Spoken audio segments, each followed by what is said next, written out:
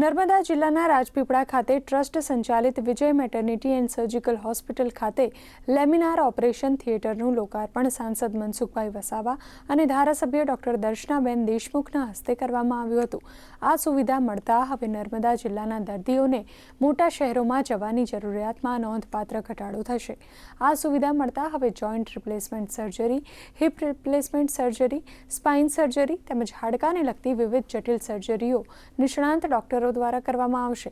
આ સુવિધા ઊભી કરવાનું દાન અમેરિકા સ્થિત કેતનભાઈ અને દક્ષાબેન બક્ષી દ્વારા કરવામાં આવ્યું છે।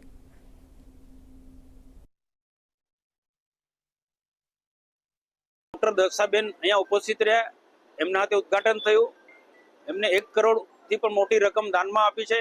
એનો અમે નર્મદા જિલ્લા અને રાજપીપળાના નાગરિકો વતી અમે એમનો ખૂબ ખૂબ આભાર માને છે અને એમના પર પરમાત્માની કૃપા સદૈવ બની રહે એવી પણ પ્રાર્થના કરું છું કે એક્સિડન્ટમાં ક્યાંક ને ક્યાંક બરોડા લઈ જવું પડે છે કે સુરત લઈ જવું પડે છે, એમાંથી એમને મુક્તિ મળશે અને અહીંયા રાજપીપળા આંગણે વિજય પ્રસૂતિ ગૃહમાં એમને જે ઓર્થોપેડિક વિભાગમાં આજે સુવિધા ઊભી કરી છે એનો લાભ મળશે। વિજય પ્રસૂતિ ગૃહમાં એક અદ્યતન સાધન સુવિધાઓથી સુસજ્જ ઓર્થોપેડિકના દર્દીઓ માટેના ઓપરેશન થિયેટરનું ઉદ્ઘાટન કરવામાં આવ્યું। સંસ્થામાં જે પણ દર્દીઓ આવે છે એ દર્દીઓને આયુષ્માન કાર્ડની જે સુવિધા છે, સરકાર તરફથી જે આયુષ્માન કાર્ડ મળે છે એની સુવિધા પણ અહીંયા ઉપલબ્ધ છે અને નર્મદા જિલ્લામાં ફક્ત વિજય પ્રસૂતિ ગૃહમાં જ ઓર્થોપેડિકના દર્દીઓ માટે આ આયુષ્માન કાર્ડની સુવિધા ઉપલબ્ધ છે, જેના થકી ગુજરાત સરકારના 5 લાખ અને કેન્દ્ર સરકારના 5 લાખ આમ 10 લાખ રૂપિયા સુધીનું જે કાર્ડ અહીંના લોકોને આપવામાં આવે છે। સાથે સાથે 70 વર્ષથી ઉપરના જેટલા પણ વડીલો છે, વરિષ્ઠ નાગરિકો છે, એમના માટે પણ આયુષ્માન કાર્ડની વ્યવસ્થા આ સરકારે કરેલી છે।